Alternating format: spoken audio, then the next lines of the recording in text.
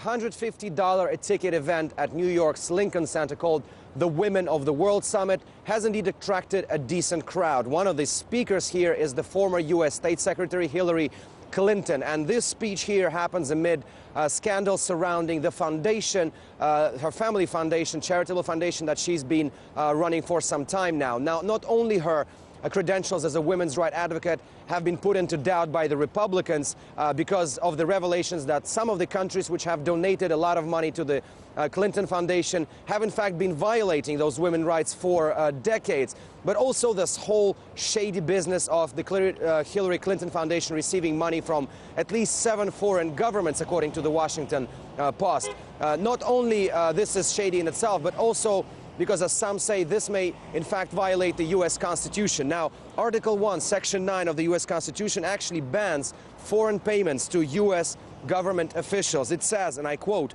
"No title of nobility shall be granted by the United States, and no person holding any office or profit or trust under them shall, without the consent of the Congress, accept of any present, title of any kind or whatever from any king, prince, or foreign state." End of quote. Now, recently the IRS actually broke down how much money the Clinton Foundation has received over the years and how this money was used. Now, between 2009 and 2012, the Clinton Foundation raised just a little over $500 million, and 15% of that, $75 million, actually went towards programmatic grants. More than $25 million went to fund travel expenses, $110 million went toward employee salaries and benefits, and a whopping $290 million during that period, and that's 60% of all the money raised was classified as other expenses. The spokesperson for the Clinton Foundation says in defense that all the money which the foundation has received from foreign individuals or governments has been used to save lives. And there's another valid claim here that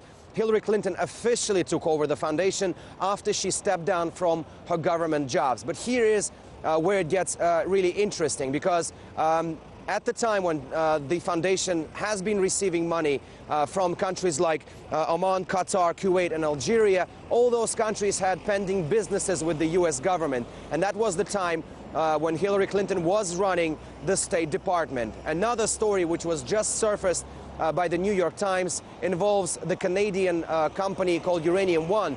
These people are pretty much in the heart of the Canadian mining industry. They were also donating to the Clinton Foundation. The total amount of donations reached $2.7 million in the period from 2009 and 2013. And that is when the company was sold to the Russians. So effectively, Russians are now controlling 1/5 of the uranium production and refining on the territory of the United States. Uranium is, of course, a strategic asset, and that's why, in order for this deal to happen, several governmental bodies of the United States had to rubber stamp this kind of deal. Believe it or not, one of the governmental bodies which put signatures underneath this deal was the State Department in the times when Hillary Clinton was running it. So all this is adding much more pressure to Hillary Clinton's ongoing presidential campaign. And of course, her opponents, the Republican Party, are using this to discredit her even further.